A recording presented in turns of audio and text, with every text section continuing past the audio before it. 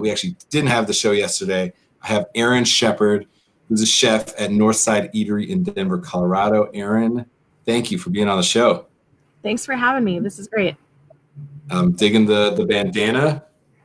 It's looking fresh. So we didn't have this episode yesterday because you were cooking with Brandon Becker, a friend of ours, super talented chef. You were actually a sous chef for quite a while on the Cirque Kitchen food truck.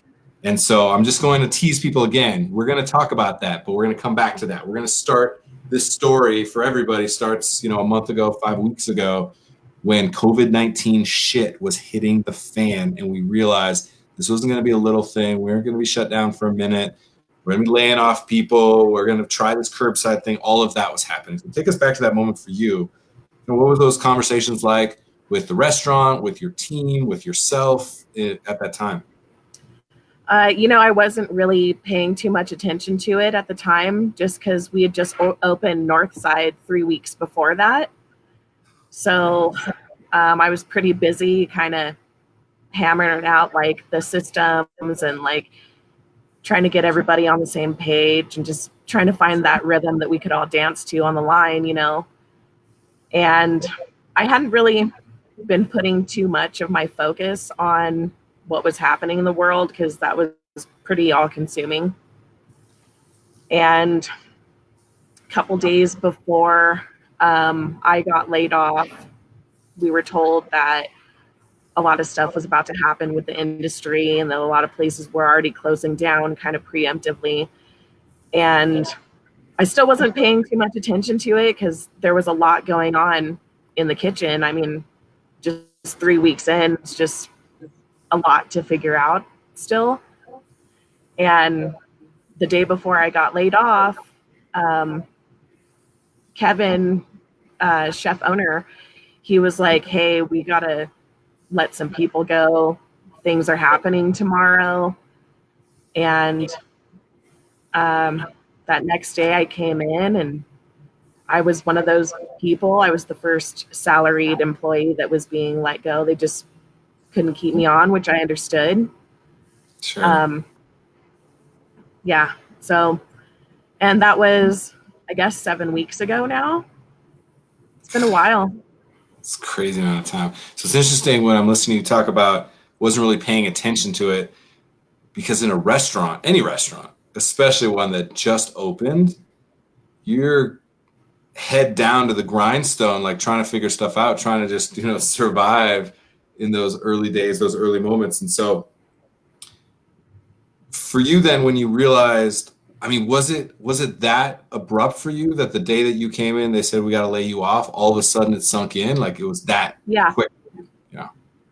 Yeah. It was super, super abrupt.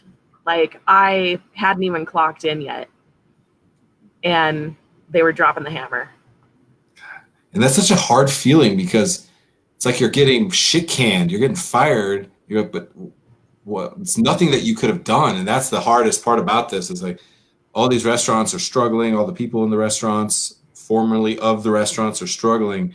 It's like there's nothing else that you could have done. And so often we go right into that. What else could we have done? How could we have shifted the way that we had been? Are they just being assholes? All those things like run through your head, but it's such an outside force. So I'm interested in that. All right. So yeah, for you, 7 weeks ago, wow, that seems like a lifetime ago. So talk about then your time since then. What's been taking up your days? What's been keeping you going or keeping you pissed off? Like, talk to us a little bit. It's kind of been like a myriad of emotion and, different ways of kind of dealing with it. I mean, I've been in dark places. I've been in like super bright, cheery places and everywhere in between. I discovered some new points, along that spectrum within myself in this time period as well. Which I'm sort of grateful for that part of it because, I've been working so hard just trying to get where I just got, for like the last 20 years and just keeping my head down, like never turning down shifts and stuff like that. And I just never gave myself the opportunity to really learn about different parts of myself, you know? And that part of it has been super rewarding, but it's also been really fucking hard. Yeah, unbelievably hard. And isn't that crazy? Like you did everything right as far as 20 years, like doing what's asked of you. Oh, never turning down a shift, like being that crazy fucking pirate on the pirate ship, all the things that have been asked of you, of this industry. I'm sure it's given you a lot and taken a lot from you, like it has with all of us. And so then you're in this moment reflecting on that and finding these dark places, these bright places, like I said, everything in between. And every day for me is the same way. I wake up in one mood, and through the day, there's 12 other moods that are going to come. I always know that this moment, I'm going to be in a great mood. So thank you for that. If nothing else, you are helping me in this moment. I hope talking about this does help you too. So yeah, you're thinking about that, and then you're thinking about your own position in the industry. You're taking time to reflect. And then I'm sure every day you're like, okay, when I get back, what does that mean? Or what does that even look like? And so as you're reflecting back and then looking forward, kind of what does that back and forth for you look like when you think about getting back into a kitchen? It's weird. I mean, I think that after I get back into the swing of things, once we all kind of get back to that place, it would be really nice to start taking some time off a little bit. I mean, that's like pretty far in the future, even thinking about that. But I mean, I am going to make time for myself and kind of put that into the agenda and start doing a lot more like self-care and maintenance type stuff.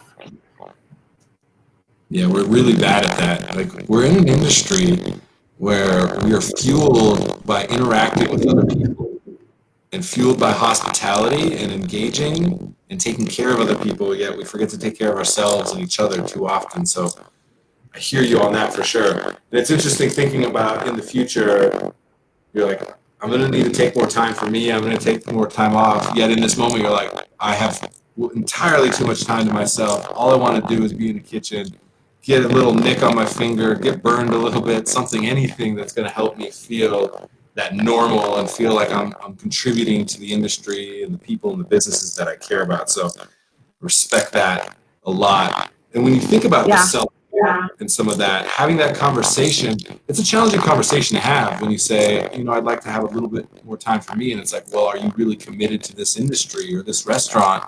And the answer is yes, because I think we can be better if we're more balanced. Do you find that? Yeah, I think you're at a good point with that. I think that a lot of us are maybe starting to take a different approach to analyzing the way that we've lived our lives up until this, or maybe not lived our lives enough. And the dedication is still going to be there because this is the lifestyle that we chose. And these are the kind of people that we are. This isn't something that is just handed out. We've all had to really, really earn our spot in these kitchens. And I think a lot of that work balance is going to have to be a new thing. I mean, for everybody, all industries, not even just ours particularly, but I think even like a lot of these places that have these huge office buildings that are just, using all that electricity, all that space, that plot of land. I mean, it's a pretty big thing if you think about it, like from all different aspects. I mean, maybe some of these businesses can, do something different with the space that they're using. Maybe we can start making some like converting these office buildings into small places to maybe put some like homeless people, or I mean something there. I just feel like this is going to be a time for reflection where everybody's going to realize like their impact on the way that business and life is happening, and realize that the way that we've been going about this has been, maybe not the best. maybe it worked 30 years ago, but we're in a time and place now where we've got to really start expanding the way that we think about things and the footprint that we're leaving. And I mean, it's a pretty big thing if you think about it, you know? Yeah, and I think when I think of the word sustainability, that came to mind of just the way that we're having an impact on, I mean, from the environment to like our communities to the individuals, the economy, all that. What I think about a lot, and maybe you have a point of view on this, is I would love to see our industry. I have a wish that it becomes just the norm that 65-year-old line cooks, they're working their last month because they're ready to retire. The business is not built like that. There are no 65-year-old line cooks about to retire. You can't sustain that long in this industry, and just the economics of it continue to be harder and harder to execute if you're just an amazing line level person. You just don't see a lot of that. And so I wonder how you might be thinking about that when you think about your own sustainability, just the work-life balance, but then potentially the economics of it. Yeah. I mean, I don't even know where to go with that thought. As far as like my own personal sustainability and everything, I'm doing everything I can to give back as much as I can right now. I just started doing some volunteer hours with Kevin over at the Denver Emergency Food Services. Kevin Gallagher? Yeah. Love that guy. Yeah, There's some cool people over there. Kevin, Rich Hammonds over there. It was really nice to see, like, you know, some familiar faces. And, you know, it's weird not even being able to do like little elbow bump or whatever, you know, or anything, just to see these people that, you know, mean so much in our community. And I wanted to start volunteering a lot earlier, but there was all that talk about like people with asthma and people with A blood type are being hit really hard, and I have both of those categories. And you know, so I was just kind of keeping my distance until I saw, like, you know, what was going down and kind of just seeing what was happening to other people. But now I'm to a point where it's like, okay, people are doing this safely. There is ways to do this. I mean, us as food service professionals know probably a lot about sanitation and like food safety and stuff like that versus the regular person.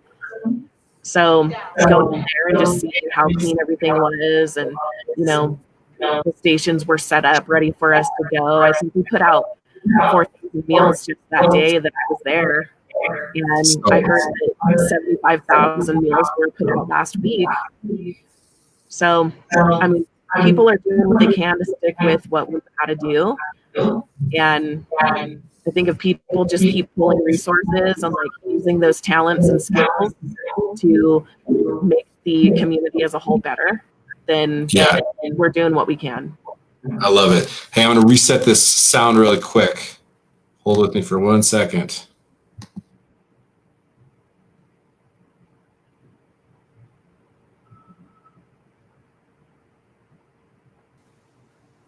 All right, let's see if that works better. The robots, they do what they want to do, you know? They do.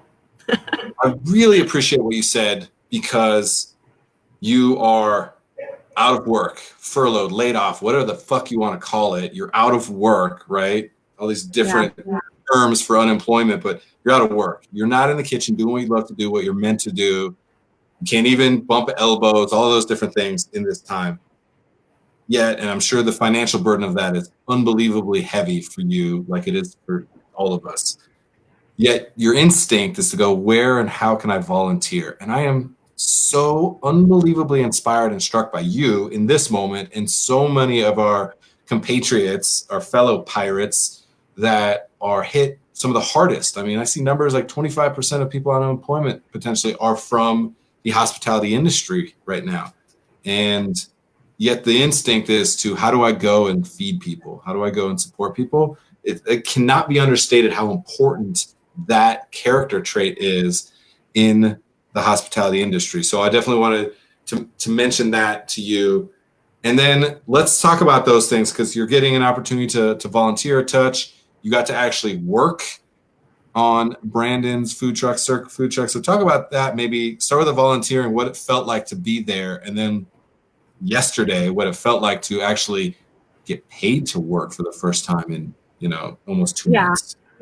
I mean, honestly, the volunteer situation, that is brutal.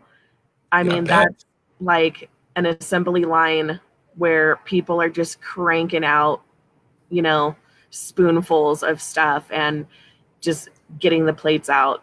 And it kicked my ass, dude. I haven't felt like I was pushing myself so hard on a line since I mean, like at Northside for sure, but even before that, like just having to put out like such a mass volume so fast, it felt good. I mean, I was sore as shit the next day, but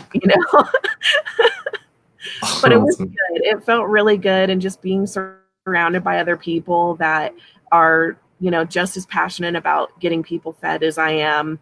I mean, that part of it was really kind of keeping me going as well. Just like seeing other people. And I think I saw a few people there that are not even actually in the food industry, that were, doing what they could too. And just like everybody just getting it done. And it just felt really, really good. So it was pretty brutal compared to what I did yesterday on the truck. Yesterday on the truck was not super crazy volume or anything like that. But it was just nice to be back on the truck, working my old station, with Harold. Harold and I worked together most of last year, and Harold's been there since I got to see Brandon right? at the concert. Yeah. Huh? Harold's been there since the beginning or shortly thereafter? I think so. So. Yeah. He's become as synonymous with that brand, I think, as Brandon has. Every time I see the truck out, I'm always looking for Harold, and I was like, oh yeah, I forgot. This is Brandon's truck. I wonder if he's here too. So that's great. He's done a good job of being a good brand ambassador. We all need those for sure. Yeah. What was it like? What was it like cooking with them? I mean, did it just feel so familiar, so like back at home? Yeah, it felt like I had never left, actually, which felt really nice, just to be back with like, people who I've spent so much time with, and working a line is pretty brutal work anywhere, but I will say that doing it on a food truck in the middle of the fucking summer in this hot missile on wheels, it's a lot different than working like in a restaurant kitchen. I like it because it's like you're kind of always on the go. There's always something new out the window every day, whereas like a lot of kitchens, you don't even have windows. So it's like you're just looking at the same people, the same fluorescent lights, the same product. But you know how Brandon is. I mean, he's always switching that menu up like every 8 weeks. So it always gives us something to look forward to. And he's super receptive and like totally down with like, sharing space on the menu. And like, so it's been pretty cool. I've been really fortunate to work with him as long as I have. I definitely consider those guys like part of my family versus like my employers. I don't get to see everybody as much as I would like to, but it's just nice to be back at routine and around people that I really care about. And it's nice to see that not everybody is being completely taken out of this game because of this. Yeah, that right there, completely taken out of this game because of this. That is an important distinction where some people definitely have like crawling back into their shell and don't exactly know what to do, and I completely understand that, believe me. There's moments that I feel like that for sure. There's others that are manic about it, they just won't stop, can't stop, won't stop, can't stop, because if they do, they'll have to think about it. And then, and I see Brandon, what he's doing, that I think strike a balance. And there's a lot of people out there that are striking that balance of like, look, it's real, it sucks, it's hard. We're going to figure shit out, and we're going to create a space, a safe space where we can be ourselves and connect with our family. And that right there, like that nucleus of the way of being within the industry is what I'm most excited about. Because whatever you cooked yesterday, you didn't even say what you cooked. You weren't compelled to say what you cooked because the food itself is showing itself as purely a reflection of our own expression and the relationships that we have. Because what you cared about was cooking with Harold and Brandon, with Richard and Kevin, not the dishes that you actually created. And that, I think, is going to be important coming out of this, that sometimes we focus too much on what we do and how we do it versus why we do it and who we do it with. And so, I mean, do you find that where you're thinking less about the dishes that you're going to cook when you get back in the kitchen full time and more about the people you want to surround yourselves with? Yeah. It absolutely feels like that. And so getting back into the kitchen, talk about that a little bit as far as now you're thinking about, you're at the exec level, you're going to get back into a kitchen, Northside, anywhere else that you end up being in a kitchen, you're going to have to be the leader of that kitchen. As you start to think about some of these interactions you're having, anything dawn on you as far as the way that you want your kitchen to look like, feel like when you get back? I mean, I was somewhat on the right track of what I wanted to see at Northside. Good. I was super fortunate to be able to bring on the majority of the back of the house crew on my own. So I had people from all over places that I've worked at since I've been in Denver the last 3 years. So I kind of had built my dream team, and whether I'm the leader of that team at the end of this, I don't know. But as long as that crew is able to stick together, I'm really, really hopeful. Yeah, I don't know where I'm going to end up or what I'm going to do, or if after this I start my own brand. I don't really know. I mean, I just kind of right now I'm still figuring things out, all the way from myself to what I'd like to see in the future. Yeah. I mean, I'm not doing a whole lot of cooking at home. It just kind of bums me out. Plus, I'm broke as shit. So I can't cook the stuff I want to cook. You know what I mean? I've been kind of going back to like my roots of cooking, like back home in San Jose and like growing up in that neighborhood and like trying to go to Mercado and get, you know, not even have a meal plan when I go in there and just like go straight to the meat department and figure it out from there. Which has been nice. I mean, I haven't had the opportunity to do that or live that kind of lifestyle for a while. So that part of myself is nice to see coming to the forefront again, you know? Yeah. Well, you go back to your roots, though. I think that's an important thing to reflect on and think about for everybody. A lot of us, the number one thing that I'm cooking right now is Khao Man Gai, which is like a Thai dish of just simmered chicken with aromatics and rice and like ginger. And like, it's like the best thing ever because it's so simple. I don't have to think a lot. I can just like be in the moment and respond to the ingredients and stuff. So I hope that whatever your roots are is everything that you cook. You're going to find those ways to chef it up. I know you are, for sure. You're going to zhuzh it up and make it sexy, all those things. Yet, whatever the simple thing that you're getting from that inspiration of Mercado, I really do hope that becomes defining of your menu because it's defining of you as a person. And you only know that because in this moment, you're not cooking the things that were the glamorous stuff that you ascended to and aspired to cook. You're cooking some simple shit that just makes you feel good to cook it and to eat it. I mean, yeah. I mean, I'm very much a meat and peppers kind of girl. So, okay. I mean, I don't even care what else is with it. As long as I've got like meat and peppers, like I'm fine. I'll figure it out. Is meat and peppers a categorization? Because obviously I've heard lots of meat and potatoes, but is meat and peppers something I need to be designating people? Because I really like that. Yeah. Like meat and peppers is where it's at. That must be a San Jose thing. See, I'm from Southern California. I had never even heard of meat and potatoes people growing up in Southern California until I moved to the Midwest. Yeah, I don't know what a meat and potatoes person means. I also like meat and potatoes, but I would never classify myself as a meat and potatoes person. But meat and peppers, all of a sudden, I like that. I like where your head's at. I love potatoes and starches and shit like that, but it's like, I'm almost 40.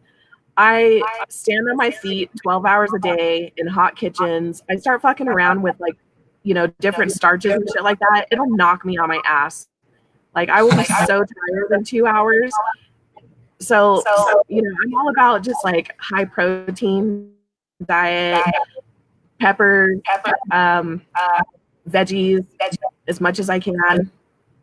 But I mean, even getting used to like eating a full plate of food has been unusual for me. I'm so used to just like eating 60 bites of tasting things and making things they go out, on the pass correctly before it gets run to the table. Like I don't generally sit down and eat. I don't generally sit down.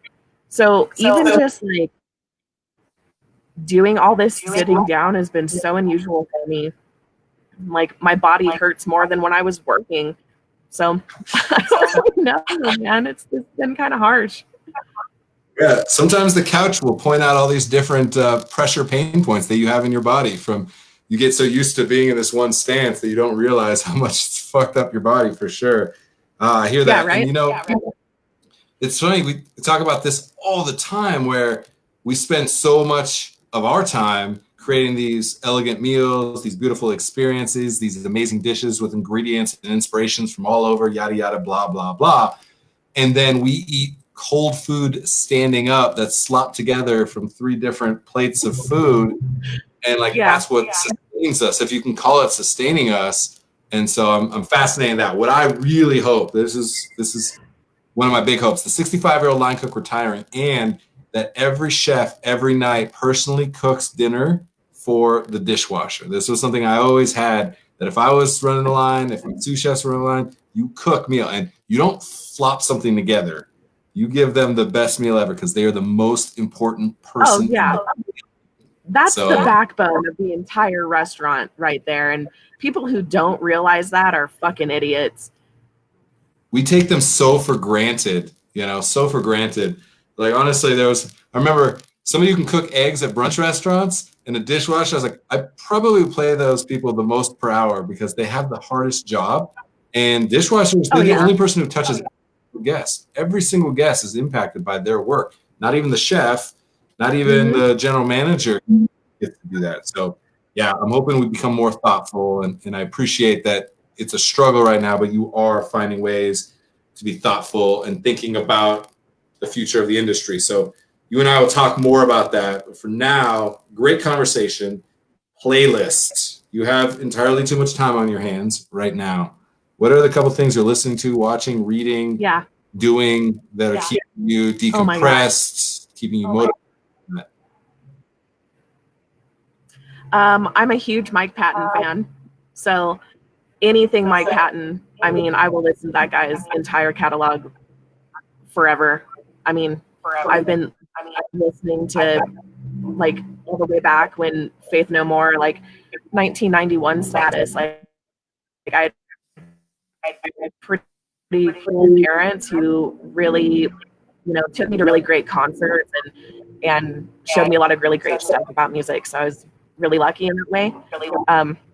I'd say what I listen to on my free time is a lot different versus like what I'm usually doing, for the team on the line. Like my playlists are completely different for myself versus what I play for those guys generally. But right now, it's a lot of Mike Patton, as per usual. A lot of Thundercat. Actually, my best friend Ross and I went and saw Thundercat. That was the last like social event that we were allowed to go see. So that was a really great show. I listened to a lot of that dude and Flying Lotus and stuff that kind of keeps me like not in a rut. I'm not listening to a lot of stuff that's gonna bum me out or bring me down at all. I'm trying to be pretty like optimistic with my sound varieties. There's enough other shit that's gonna bring you down. You don't need your music to do it too. So I appreciate that. Erin, Yeah. it was really good talking with you. I really appreciate just how thoughtful you are and how real you are through all this. You know, we connected via social and, you know, the circles that we travel in and stuff, and just always watching how you're always just going to say, here's what the fuck's going on with me. I think we need more of that, because some days are great and some days suck ass, and they both are just reflective of this moment and ourselves as people. So thank you for that. I appreciate it. Yeah. If we could all maybe be a little more vulnerable with the people that we surround ourselves with, a little more vocal, then I think that we might be in a more solid place when we come out of this, honestly. That was great. More vulnerable and more vocal. I appreciate that. The former, I've always had issues with, and I've been trying to do that, and this show has been a way for me to do that. The latter, I have no problem with that. Sometimes I need to shut the fuck up, and so I appreciate the thoughtfulness of that. Erin, have a great day. You too. Thanks. Cheers. Yeah, that was good. Good mic drop at the end there. If we could all just be a little more vulnerable and then a little bit more vocal, I think we're going to have better lines of communication. That's been a challenge for the industry forever and always. So thank you to that. And yeah, I just love talking to people at every level of the industry, people that are, you know, have multiple restaurants, are doing food initiatives, are coming at it from, I'm just sitting at fucking home and it sucks right now.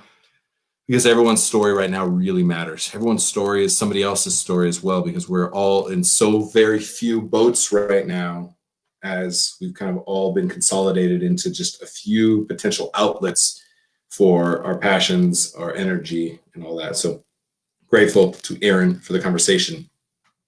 Tomorrow, noon Mountain Time, 2 p.m. Eastern, I have Kevin Mitchell on the show. He's a chef instructor at the Culinary Institute of Charleston, as well as does tons of work as a historian of African American history within the culinary arts. So always just a breadth of knowledge. The man can spit about the history of cooking, and I'm excited to see what he has to say, because he also comes at it from a, you know, historian, anthropological kind of look at things, which contextualizes time and patterns and history in a completely different way. So I always appreciate talking to him, because it makes me think the little thing that I'm focused on right now, what that actually means in the context of the history, the past, and potentially the future. So excited to talk to him. Be more vulnerable, more vocal today, people. It's a great way to end it. Cheers.